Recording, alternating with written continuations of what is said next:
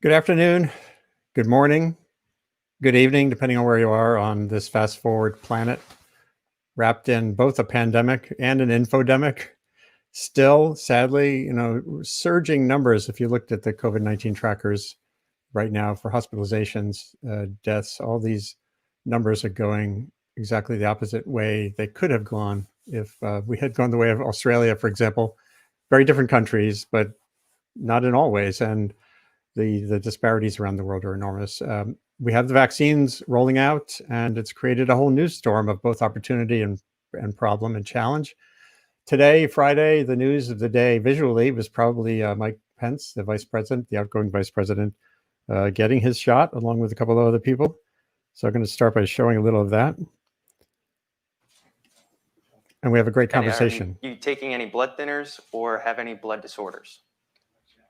Are you pregnant or breastfeeding? Are any of you immunocompromised or on immunosuppressants? All right. Good to go.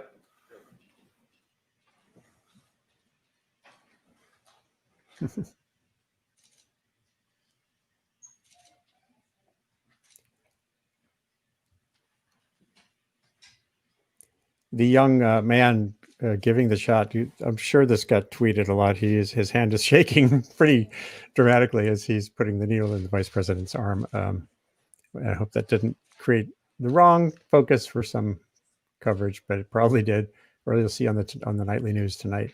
But here we go. The photo op is done.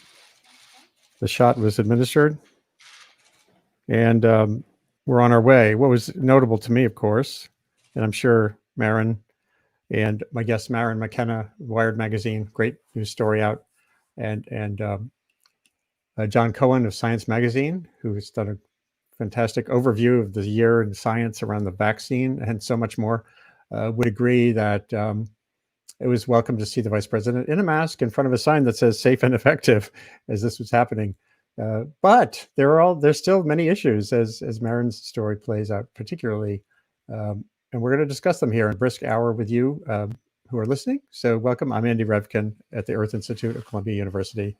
Although, of course, I'm at my Hudson Valley Bureau of the Earth Institute in my home where I've lived for a couple of decades. And it's good to have you both back here again.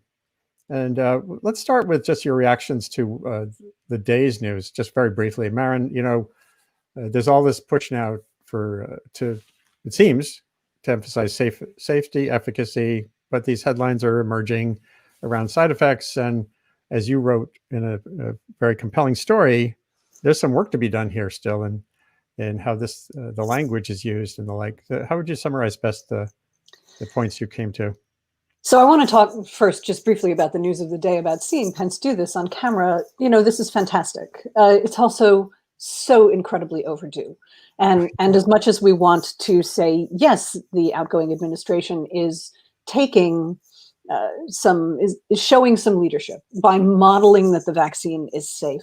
We have been waiting a really long time for this administration to really be fully behind both pharmaceutical and non-pharmaceutical interventions for the pandemic. You could just as well have shown video of President Trump declining to wear a mask or taking off masks as soon as possible, on the White House balcony.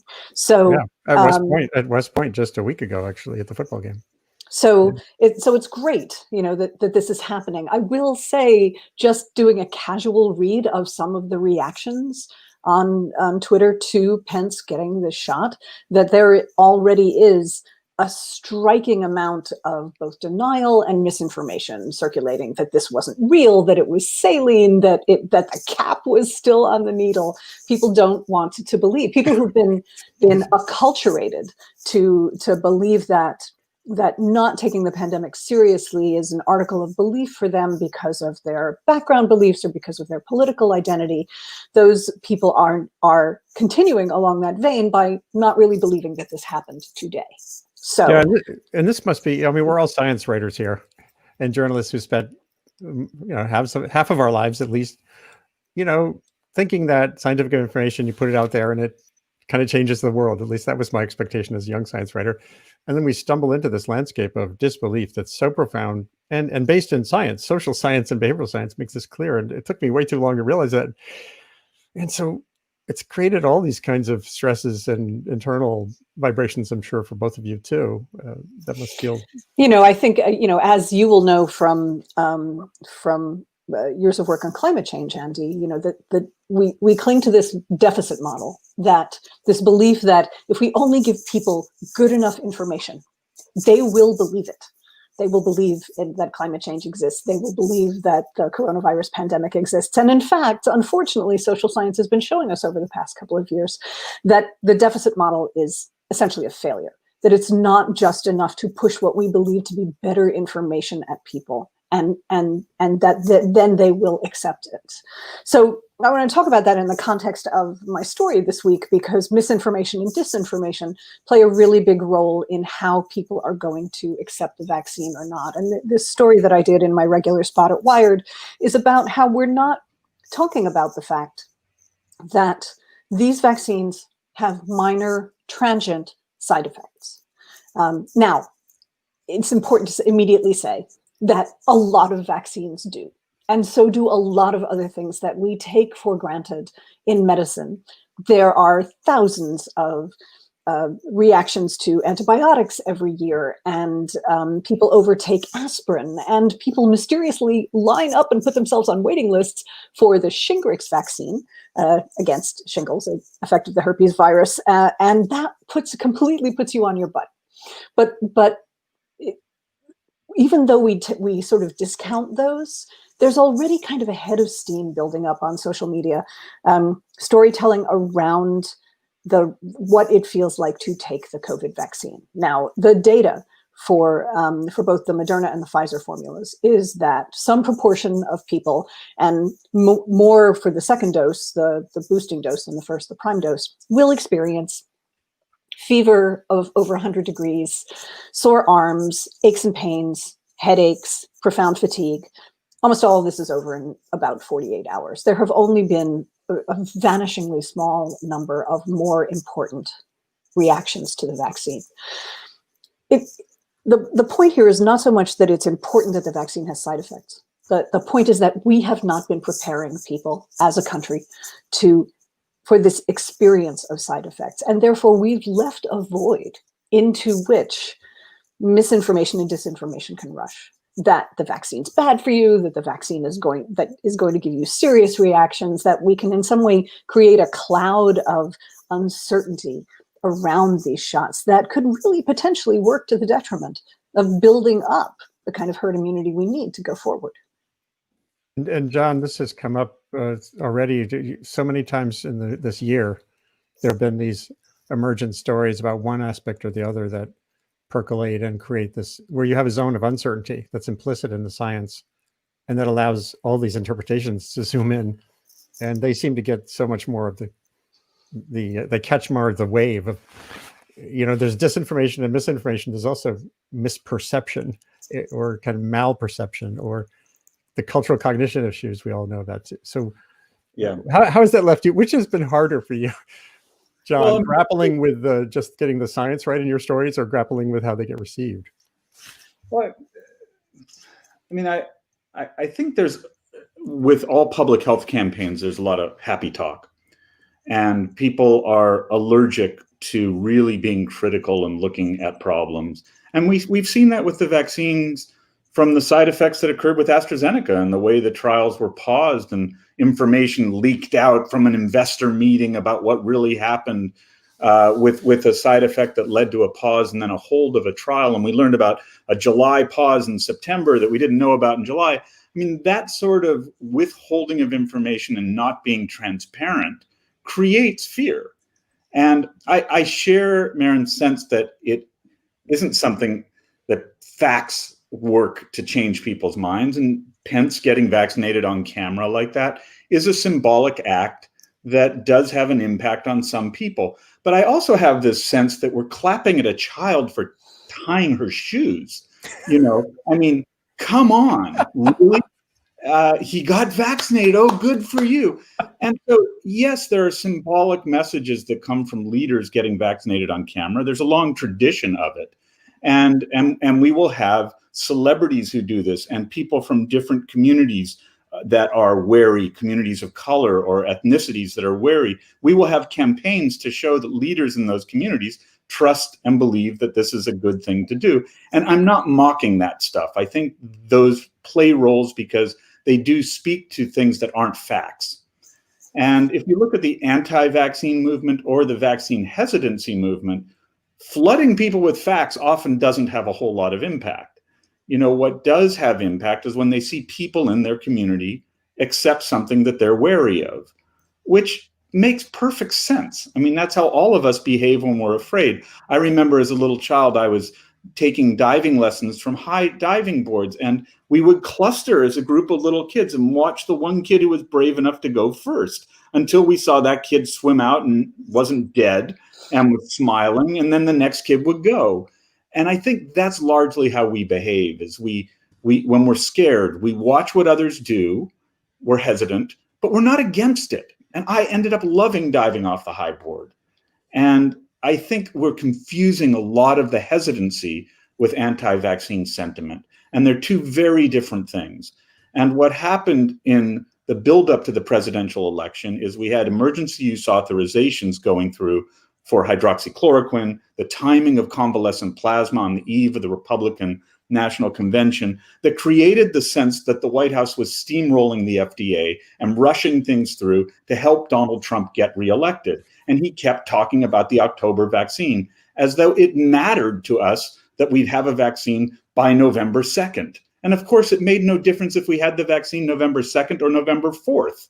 We don't care. We just want the vaccine that's safe and effective as soon as possible. That's what we're after. So he created this narrative of political pressure moving something through an FDA process that was being steamrolled, and hesitancy skyrocketed. But I think after the election, that in and of itself started to reduce hesitancy. And I think our goal now is very much along the lines of what Maryn's saying. Let's be transparent and aggressively honest about shortcomings, problems, pain. Prepare people for reality.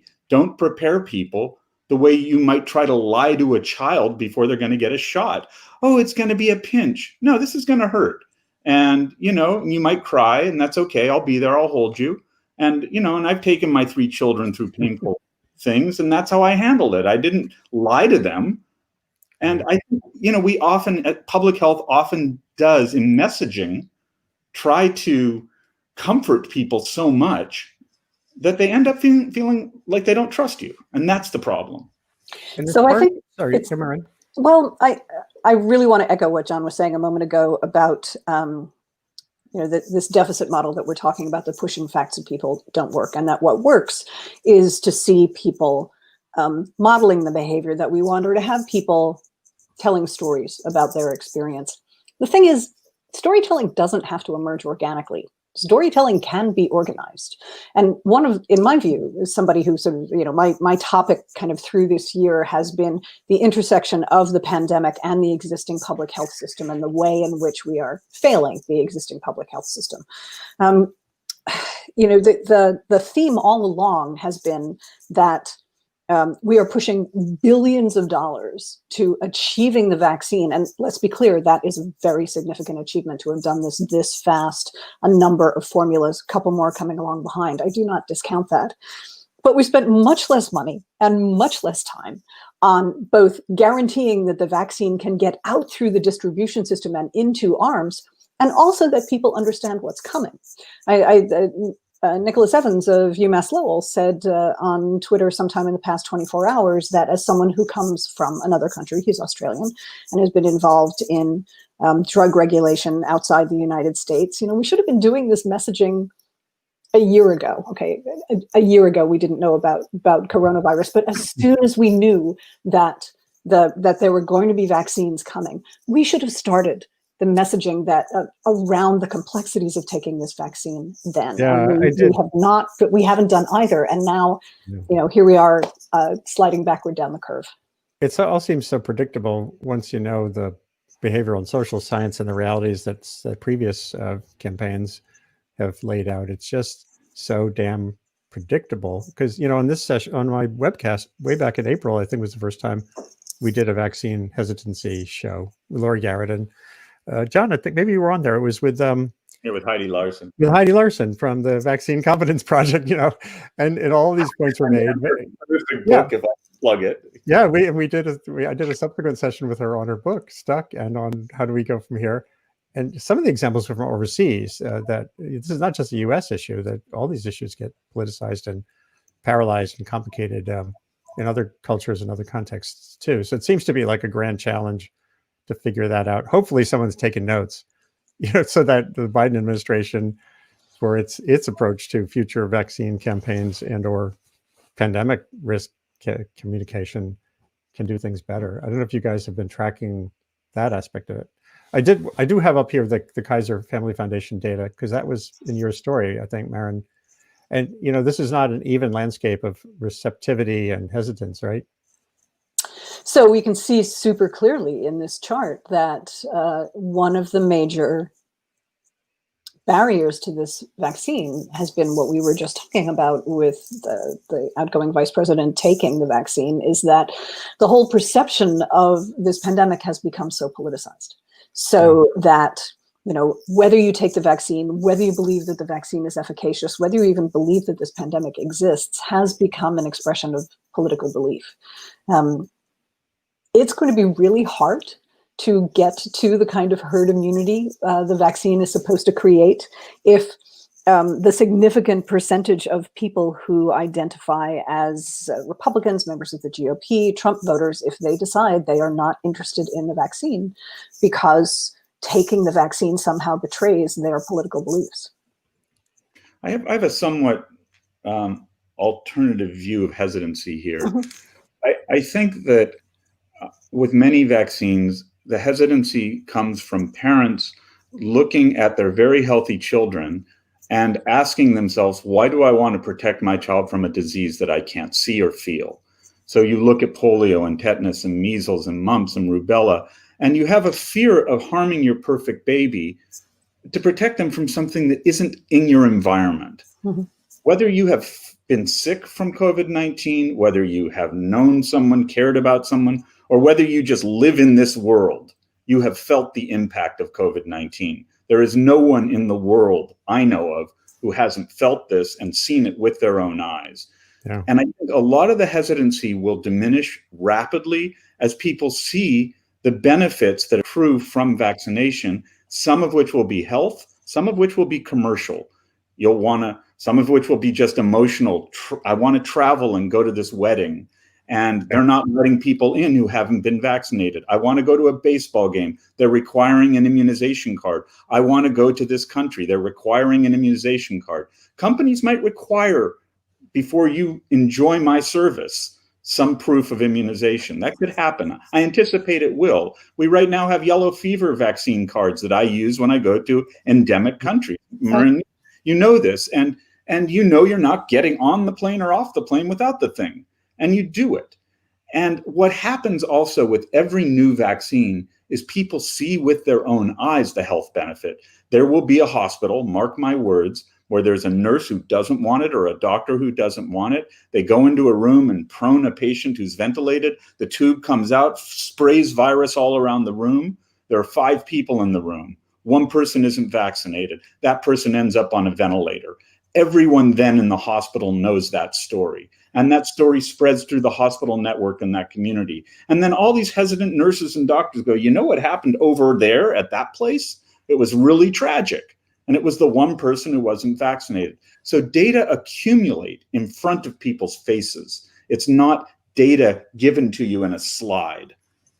Yeah, I think you're making a really important point, John, because the degree to which COVID is the backdrop of everyone's life right now, there probably has not, probably have not, I'm going to guess, not been in a situation like that for a vaccine campaign since probably polio.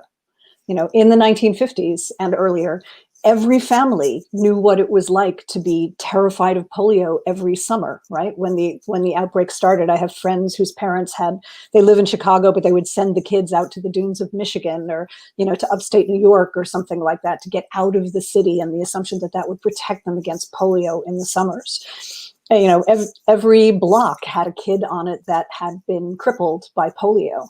In comparison to the childhood vaccines, we now ask parents to give their children, where many people have never seen a case of rubella or a case of measles or a case of diphtheria, and they are taking it on trust that those are bad diseases, but they're kind of hypothetical. Polio was never hypothetical, and COVID now, shouldn't be hypothetical to anyone. And adding to that, the president had polio, and he acquired it as an adult, and he started the March of Dimes, which funded the entire vaccine Operation Warp Speed for that vaccine project that had 1 million children in an efficacy trial. It galvanized a nation in a way that Warp Speed and this experience has galvanized us and an industry. Manufacturers for polio vaccine did the same thing. They made at-risk vaccine because they were paid by March of Dimes to do it, with the anticipation that they'd throw it out if it didn't work, but that if it did work, they'd have it ready on day one. So it is a very good analogy, I think, and it does differ from all the other vaccines that are in the childhood immunization schedule. That's a good segue to the difference between developing the polio vaccine and the scientific and technical processes that played out this year, which is so profound. And you've both written about aspects of this in depth, but John, you and Science just published this pretty amazing breakthrough of the year summary that really gets at how profound the technical and scientific achievement was. And if we could talk about that a little bit too, that'd be awesome. Well, I work with a team, and I'm always kind of embarrassed when I'm the representative of the team. I know. You all know this, but I have to say it. It's not me. It's a group of people doing this, and we put together a package that's unusual. And Kai Kupferschmidt, who's been on this show, has a phenomenal essay about the breakdowns that occurred, not just the championing of how great we all are, but things that went wrong. And we have obituaries. We did a very unusual issue this time around. And I even wrote a first-person essay that opens with my mother. My mother's 90 years old, and she is my great fear for this disease. It's not me. It's not my children. It's my mother, who I don't see and who lives 2 hours away. And I was so thrilled to give her the news about the preliminary efficacy data and what this means for next year for my family. It may not mean the same thing for many people who can't access vaccines, and supply will remain an issue, and access for poorer people and poorer countries may well remain a huge barrier for quite a while. Yeah, Erwin Redliner was on here last week talking about HIPS, HPSAs. These are these healthcare deserts in the country. There's like 65 million people who live in areas that are designated. Yeah, I'm not really worried about Americans, to be frank. I think Americans will have a steady increase in supply of vaccines over time. I think we will reach a point at which supply outstrips demand. That's what I'm more worried about, is when the demand isn't high enough, because I do want to get to herd immunity.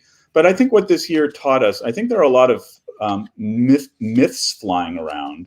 And so part of what I wanted to do is celebrate what science accomplished, because it is a tremendous breakthrough and a tremendous accomplishment, and also dispel some of the mythology that's cropped up around this. One myth that's pervasive is this is the fastest we've ever made a vaccine. No, it's not. We make a flu vaccine more quickly every year. And when pandemic H1N1 showed up, we made a vaccine from April to October. The problem, what we did do here is we made a vaccine more quickly than ever before against a pathogen that we had no vaccine in that family. And that's what's remarkable. And the tragedy is that we could have made SARS and MERS vaccines earlier and then just plugged in this, so I have my boss is yelling at me. Do you hear that? Of course. Maryn, you can pick up the thread. I hear he's back. I think this is an important distinction that I do think has gotten lost, and I think that John is right to call that out. Now, it's fair to say our situation with flu vaccine is sort of like an old-fashioned cassette deck, right? Where we have the deck, and every year we plug in a different cassette. I mean, genetically speaking, it's not a cassette, so forgive me for misusing the word, but we plug in the part that we need to a background that already exists. And we didn't do that. We were not able to do that for a coronavirus vaccine, but we could have. That's it.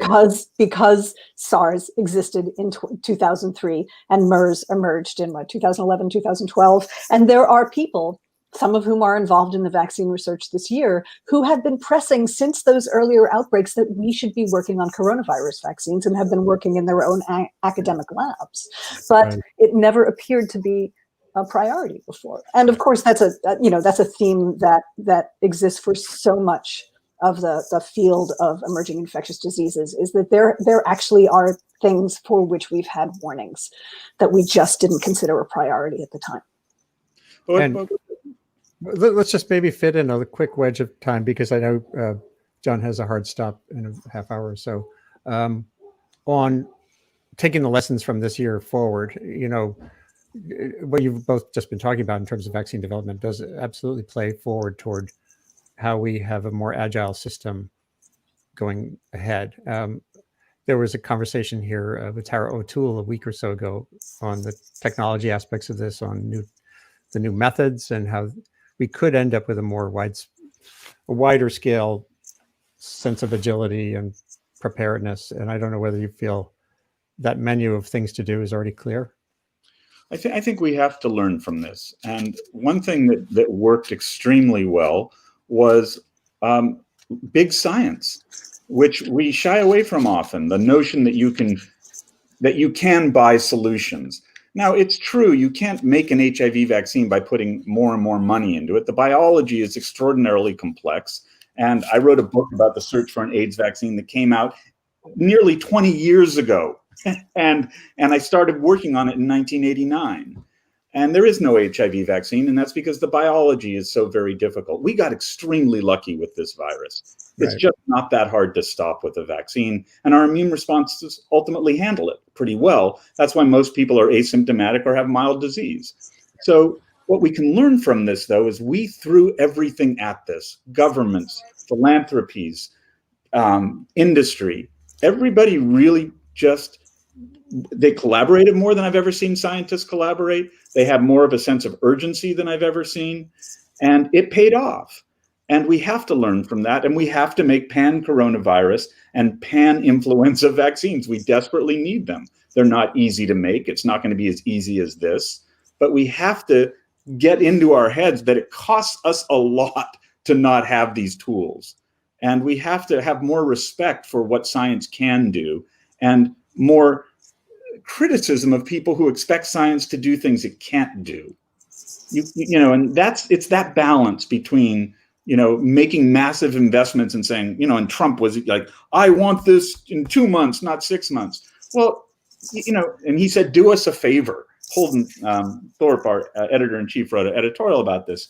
No, you can't say to scientists, do us a favor when you're asking, like, change gravity. It doesn't work that way.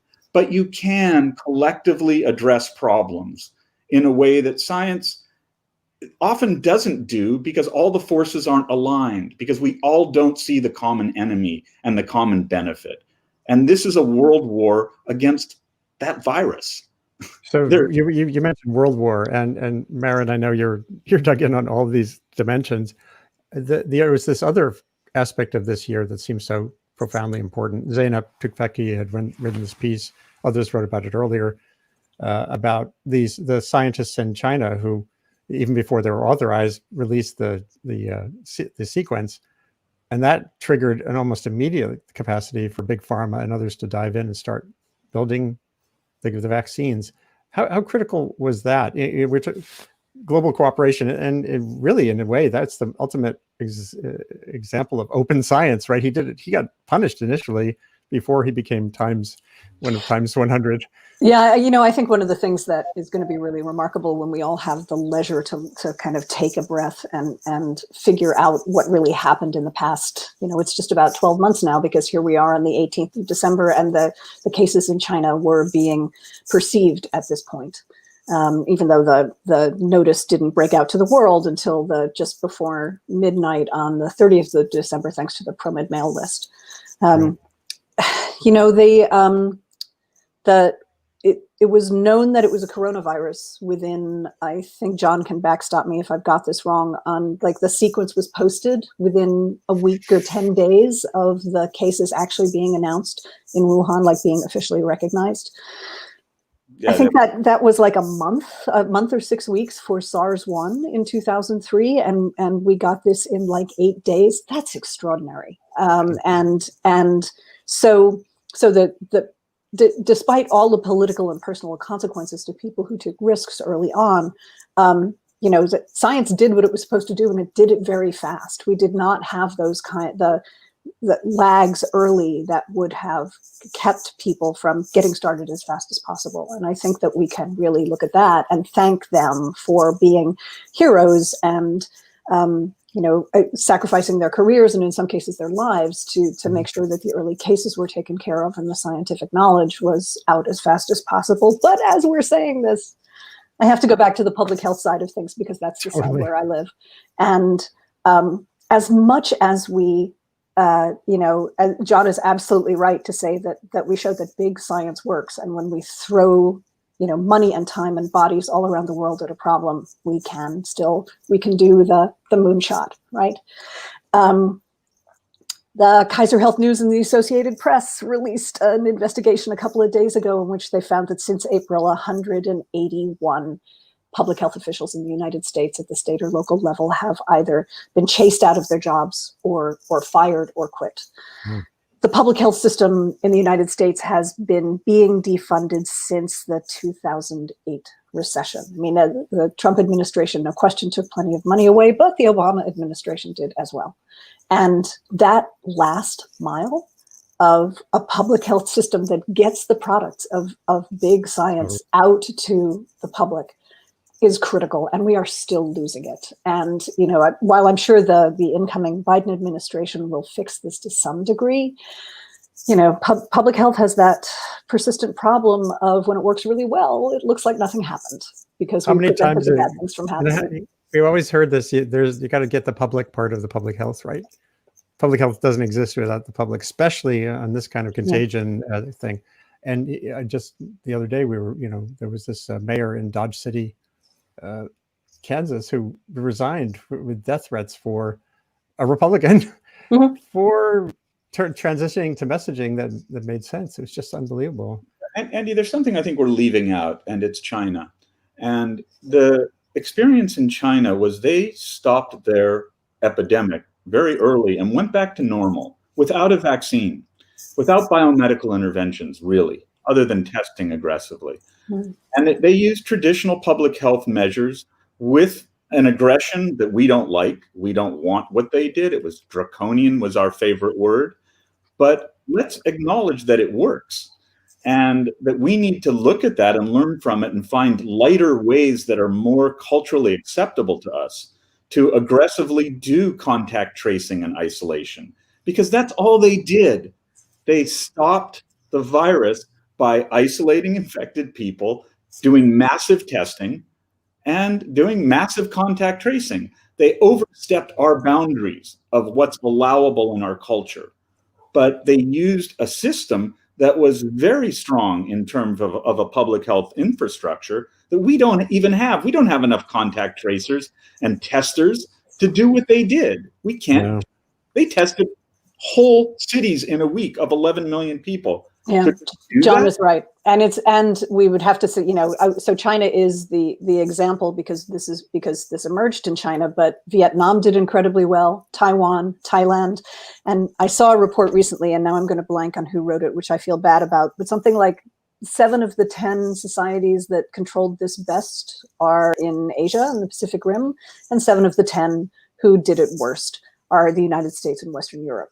So there are, and that's all non-pharmaceutical interventions, right? That's all contact tracing and getting people to stay home and testing them. That is all before the vaccine appeared likely to arrive, or any of the so far unsuccessful treatments. We did a session a few weeks ago on the infrastructural issues here, and one of the options going forward from the economic breakdown is, some people have been talking about a Green New Deal a lot of jobs for weatherization and stuff. And Howie Frumkin, who I'm sure you all know, epidemiologist and longtime environmental health official, had been pushing for a big New Deal to create jobs around the public health infrastructure we would need, the human infrastructure, at least the capacity to do testing and tracing. And the thing that Thomas Pueo, who all he is a communicator, pointed out, I think pretty effectively, was that testing and tracing, as he said, is just intelligence. It just tells you to know who you need, what you need to do with who. But if you don't enforce isolation and quarantine, everything else is worthless. And he said, like in Spain and France, there were 1 million fines, but hardly any for breaking quarantine. In other words, the infrastructural, actual isolation quarantine part involves money, and this was countries that pay people to stay home, etc. Finding a way to do that in the United States feels to me like, talk about a grand challenge. It just feels really, really hard. Unless we are perhaps, talking about this in a country that still doesn't have paid sick leave, right? And we already know how the lack of paid sick leave contributes to all kinds of other problems, to flu, to the spread of antibiotic-resistant bacteria. If you can't trust, if people know that they can't afford to stay home from their jobs or they'll lose their jobs, they can't afford not to take their kids to daycare where kids will be exchanging organisms, then all the fancy things we want to do instead are just they're just lost from the jump. It also works best if you do it early. It's much easier to do contact tracing when you have 1,000 people infected than when you have 1 million. Mm-hmm. Oh yeah, we lost that opportunity. A rapid response. That's where we blew it, because we did have the capacity to do small scale. But we were arrogant. We were completely cocky about it in the beginning, and we also we wouldn't accept the fact that Germany had made a test by the 13th of January that many countries started using. No, we have to make our own test. We're Americans. We're the best. And that was just an arrogance, I think. That had we adopted the German Christian Drosten's test early, and had we had a public health infrastructure that Maryn's referring to that knew how to get teams out to do testing and contact tracing, we would have had a better chance at doing what people said could never be done, which is containing a respiratory outbreak. And you can do it. China did it. And as you noted, Maryn, other countries did it. And so I think that the vaccine is our biological solution because of our reluctance to do the other public health interventions that are more difficult than simply sticking your arm out and getting a shot. Yeah, because you mentioned scale, there's one other thing I think we should think about sort of as a lesson coming out of this. As I said, I'm very concerned with the last mile, but as somebody who writes about emerging infections, I'm also concerned with the first mile. And the question is, are we going to be able to do something to figure out where the next emergence is going to be? We had a number of opportunities, a number of different projects going on over the past 5 and 10 years. All of them eventually went down for lack of funding. Some of them went down for sort of lack of belief that people thought they weren't necessarily looking in the right places or didn't know what to do with the viral isolations once they found them. But right now, there's a bunch of things kind of surging up again, mostly because of the changes in the administration at NIH, which has started a new network for centers of research into emerging infections. There's another look at the Global Virome Project. There's a couple of other things going on that are going to be looking at the human-wild interface in a variety of ways to say, where are our risks and how early can we ring the bell? And as John just said, the earlier you start, the better your chances are. And if you can get to the point where you can identify very early when something like SARS or SARS-2 or Nipah or Hendra or any of those are jumping over, or even, we do have kind of a network like that for flu, and it's the only network like that we've ever really consistently invested in. It would make a big difference the next time something like this rose up, because something inevitably will. That's so important. And I think that's been a big focus of the sessions I've tried to pull together here, is what mechanisms can you line up that clearly open access to information. So you have the Chinese early emergence of data gets into the mix. That's for the vaccine prep. But there was a woman at BU who was using satellite photography to look at hospital parking lots in China. And you can see a pattern there of activity. So there's so many data sources, if they're integrated properly, that can create, and that's not like, there's so much public data now that's like that. You don't have to rely on the CIA or even sophisticated satellites. Just a week, they're launching, companies like Planet are launching dozens and dozens of satellites that do this kind of. Well, an important corollary to that is that you no longer have to rely on countries disclosing things themselves, right? That there may be, if not enough public data, we're getting closer, I think, to enough public data that we can detect when something's happening, whether for reasons of reputation or internal political control or whatever, a country declines to admit as fast as they should that something has gone wrong. Well, also, but let's not be glossing over what really happened here. The Wall Street Journal told us on January 8th that there was a novel coronavirus. China knew. And a rogue researcher posted on virological.org on January 10th the sequence. China knew. They did delay it. It wasn't the delay that occurred with SARS, but it wasn't immediate. And it was the scrutiny, and exactly what you're saying, Maryn, it was apparent to the world. We are connected in a way we weren't before, that something was amiss. And journalists combined with rogue researchers, combined with international collaboration, because Eddie Holmes in Australia posted the first sequence for Zhang's lab, remember, on a lab in the UK website, right? That's what really happened. And we then get caught up in this other narrative that I find really mythological and very Western and very American about technology. mRNA. Well, I think mRNA vaccines are fabulous. They look great. They might have some serious safety problems. We don't know. We have to scrutinize that closely. The efficacy is through the ceiling. But, the efficacy looks great with the Russian adenovirus vaccine. Probably going to be fine with the whole inactivated virus vaccine. Probably going to be fine on some level with several other technologies, including a protein vaccine. I think we get goofy about technological advances saving us from disaster. It's not about technology. It's about foot on the ground, communication. It's about journalism. It's about the intersection of scientists from different countries. It's about exploiting what each place needs and can do. The inactivated vaccine can be made in Turkey. It can be made in Sao Paulo. They can take that technology tomorrow if it works and blow out millions of doses. They cannot do that with mRNA. So let's be honest about what we really have accomplished here and how and why. And let's not let stock market investor narratives kind of drive our perception of reality, which I think happens all the time. And it worries me. Yeah, this is the meme of technological optimism, right? It's the shiny thing that is. And look, the sequence was posted. It's not on some fancy website. I know. Some, spectacular investment it's by a good group of researchers who know each other and social cohesion. Yes. That issue, by the way, what you're talking about, it's about humans. It's about people and motivations is so important.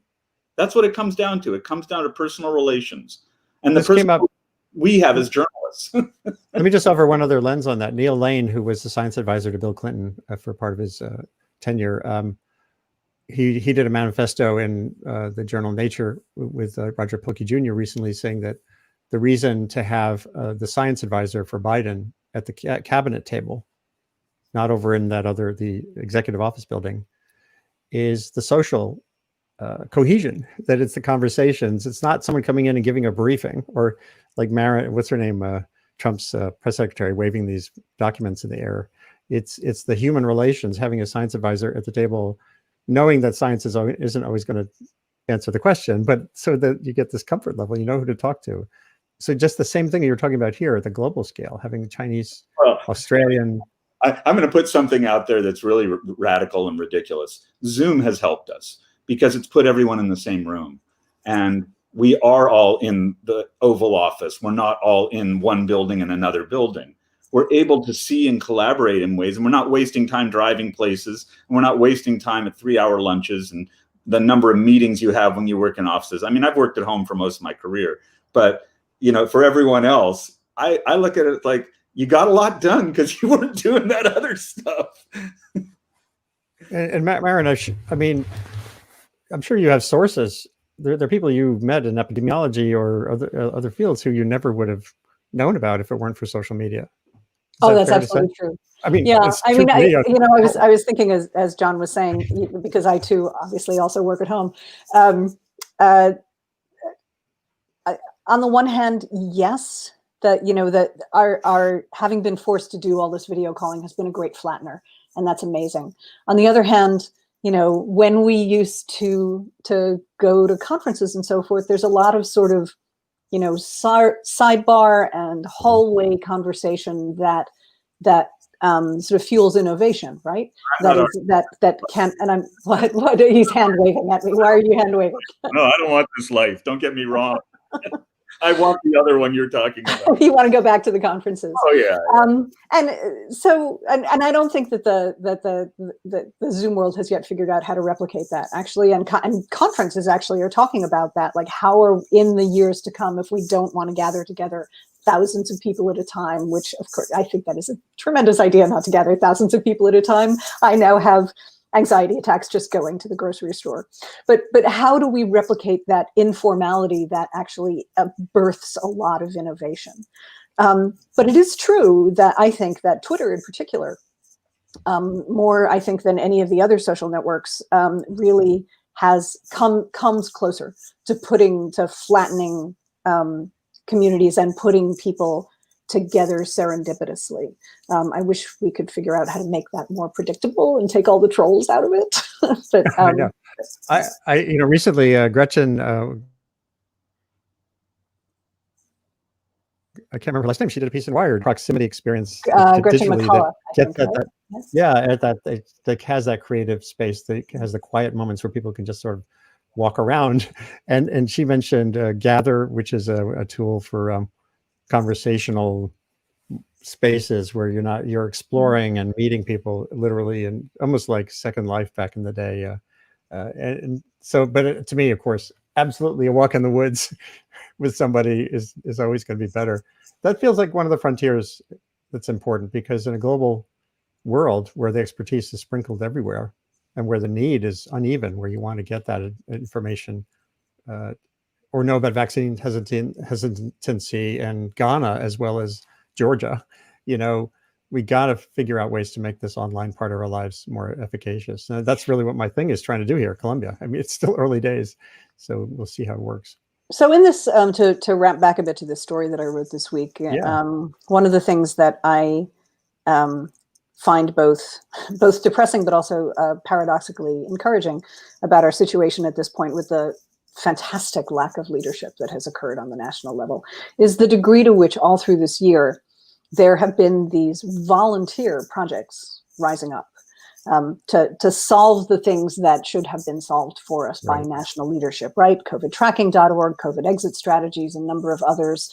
One of the ones that I mentioned that I just found out about that I love is a dashboard for coronavirus vaccine allocation that was put on, I think it's Tabula, by a student at Middlebury College, who just decided to create his own thing, and it's fantastic. His name is Benji Renton. He's on Twitter, my point is that we should have had the national leadership. It would have gotten a lot of things started sooner, and it might have solved some of this politicization problem if they just had been more open to it. But that people's desire to fix things and for things to sort of bubble up from beneath is kind of unquenchable. And so boosting that capacity. Yeah, I feel like that is one of that basic capacity isn't. It sounds like you're saying is. Yeah, well, I feel like one of the things one of the encouraging things I take away is the speed, and it's similar to what John was saying with Eddie Holmes, in posting that, just stepping up and posting that sequence, is that people's desire to help, to create things, to arrest bad trends, has arisen up in this past year, or been given an opportunity to rise up in this past year, in a way that's really remarkable. And I hope that is one of the trends that continues. Yeah, so John, maybe that'll be the breakthrough of 2021, the social science story of the year. I don't see the government's failure to do those things as its major failure here. I think its major failure was working against those things and putting out bad information and encouraging people who were scientists with honest approaches to gathering and sharing data from sharing those data. And they worked overtime to stop that, and I mean, we've always had that background of people creating things that are better than what the government does. That's good. That's fine. But they shouldn't be working against us. This is true. So what would be, what's on your story list going forward? Are you going to like pause and breathe, or is there already, are you working, this is such a relentless saga. I'm entering the phase of delivery now. And the discovery phase has pressured everyone to work a tremendous amount. And I want to return to that old style normal where the pace is calmer, because there's been a panic to get to this stage, but we're here now. We know we can do this. We know that different vaccines are going to work. We have to carefully monitor how they work and the problems that occur, and we have to address problems, but it's about delivery. And, I've covered HIV, AIDS for many years, and I watched the transition from having no good treatments to treatments that got people up out of deathbeds, the Lazarus effect. And it happened in 1996. But it wasn't until the Global Fund in 2003 and the PEPFAR program from the Bush administration that most of the people in the world who needed the antiretrovirals could start to access them, and a movement from generic drug companies to violate patents and develop them instead of $15,000 a year, $100 a year. And that was a crime against humanity, that it took a good decade before these effective medicines reached most of the people in the world who needed them.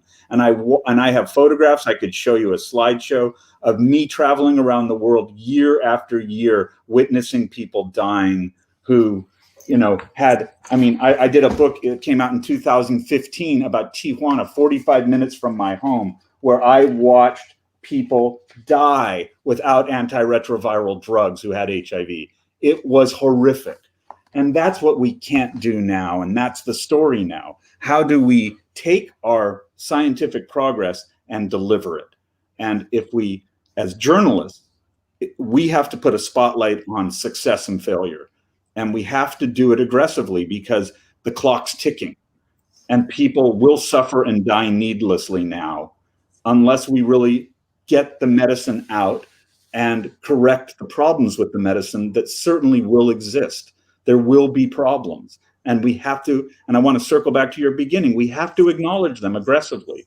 We have to put it front and center. This isn't working. This is causing a side effect. This cold chain doesn't work in this country. Whatever it is, we have to be honest, and we have to be brutally aggressive about self-criticism and our own failures. And as journalists, I take it upon myself to do better than I do. And Maryn, that goes right back to you. So I feel like I'm saying the same things over again, but maybe that's okay, because one of the tricks of public health, as much as this has been a scientific triumph this year, it's also a disaster response. And in disaster response, whether it's natural disaster or epidemiologic disaster, the last mile is the hard bit. That's where everything breaks, where everything slows down, where things get delivered badly, where the truck refrigerator blows up, where somebody bikes to the wrong town with a cooler that doesn't have enough ice in it. And we are now we're entering into the last mile. And it's the last mile not just for getting stuff across the United States, to the last 5 nursing homes in Wyoming or something like that. It's the last mile is all of sub-Saharan Africa. It's most of South Asia. It's a good portion of South America, all the places where, as John was saying, we're going to need the refrigerator temperature, room temperature, single dose vaccines, because the mRNA ultra cold vaccines just can't be delivered in settings like that. So the last mile is actually going to be pretty long. It's going to be pretty long in distance, and it's going to be pretty long in time. And there's a lot of room for stuff to break down in a very granular manner within that last mile. And that, for me, at least, that's my job going into 2021, is to keep my eyes on that.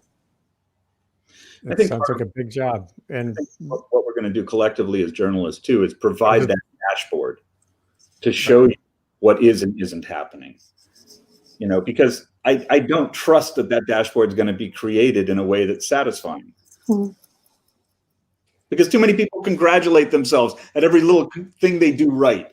They clap themselves on the back, and they have the health minister come out and they hold parties and banquets and say, "Aren't we great?" They do that all the time. They don't stand up and say, "Here's our dashboard. Here's where we're making progress. Here's where we're failing. And we've got to make more of that move over to here." That's what we as journalists have to do. And we do a good job of it. I'm really impressed and proud to be a journalist. We are not the enemy of the people. We kicked ass during this pandemic. The whole crew of us, from every type of publication I can imagine, brought every type of media. I think the journalism community has to clap itself on the back for a moment and then get back to work and then look at our failures. I agree. And I think, you know, hopefully the field of journalism will evolve sufficient that the Pulitzer Prize, for example, for public service. I recently on Twitter, maybe it was a month or two ago, I proposed that what the Atlantic did, what Rob Mayer and Alexis Madrigal and those guys did with the tracker that they set up in the early days. I mean, that's a huge public service. It's like, when you think of public service journalism as it's defined now, it's a 5-part series, you know, revealing some wrong. It's great. But public service is also providing tools, providing community capacity to look at what's going on. And that's I think, been a big transition for journalism that I've seen so far. Even, I mean, science, your coverage there, John, has been spectacular. And at Wired too, and Maryn, all the other stuff you do. And it kind of gets away from, it gets to this idea you both mentioned, which is community journalism as a community, exchanging ideas, figuring out best practices in an emerging landscape where we don't know the answers, learning how to write about uncertainty better, which is a big part of what we're saying here right now. You know, everyone became an infectious disease reporter, right? I'm better than others. Andy and I talked about this earlier in the year, that I ran a MOOC for journalists in the developing world in May. Right. I had 9,000 students from 161 countries. Literally every journalist in the world became a coronavirus reporter. And an interesting thing to watch in this next year is how many of them are going to stay coronavirus reporters versus how, you know, to what degree are news outlets of all types going to want to go back to something that looks like 2019. How does journalism accommodate an ongoing story of this magnitude when we're not, you know, we've all been running, you know, I know it's such a cliche, but we've been running the marathon at the sprint pace, right? And now we see that there's another year of marathon, and none of us are going to be able to keep up that pace. So how do we sort of institutionalize this massive ongoing story, understanding that at some point, some of our readers or viewers are going to want to talk again about, you know, food and schools and sports, and not through the lens of coronavirus, but just as subjects in themselves. I have to bow out. Pleasure speaking with you guys. Thank you so much, John, and for all the work you've been doing. And join. Appreciate thanks for being here. Yeah. Maryn, if you could stay on another minute or two, that'd be great. 1 minute. Yeah, sure. Yep. And here is, you know, what you did here by benefiting and amplifying the capacities elsewhere, especially in developing countries, is a crucial part of going forward too. So we're going to do that again, actually. So this MOOC that I just mentioned was funded by the Knight Foundation and a number of the UN agencies, sort of put up by the Knight Center for Journalism in the Americas at the University of Texas. And we're going to do another one in the spring, looking specifically at the challenges of reporting on vaccination as it moves around the world. I'm really excited to do that. Well, make sure to let me know when that's coming, so ahead of time I can use another webcast to kind of pull folks into it. And I do appreciate your being here today. This is this thing I called Sustain What? It's an enterprise of Columbia University's Earth Institute, the new initiative I'm trying to build here on communication and sustainability. Basically, every day trying to figure out how to make information and connectivity matter a little more than it did the day before. And having people like Maryn come on my show here is an important part of this. Whoops, and I'm screwing up here with my little visuals, but so be it. Maryn, again, thanks for being here. Happy to be here. On Wednesday, I'm flipping over to climate and I'm hosting a conversation between generations, a 68-year-old master of climate fiction, Kim Stanley Robinson, and 15-year-old Alexandria Villaseñor, talking about the climate future, that she will inhabit more than any of us will, and her generation. So that should be great fun and also productive. Thanks again for everyone for being here. Stay safe. Hug people who are in your bubble, connect with those who are not, and get vaccinated, and keep at it. This is a long haul journey. Thanks again.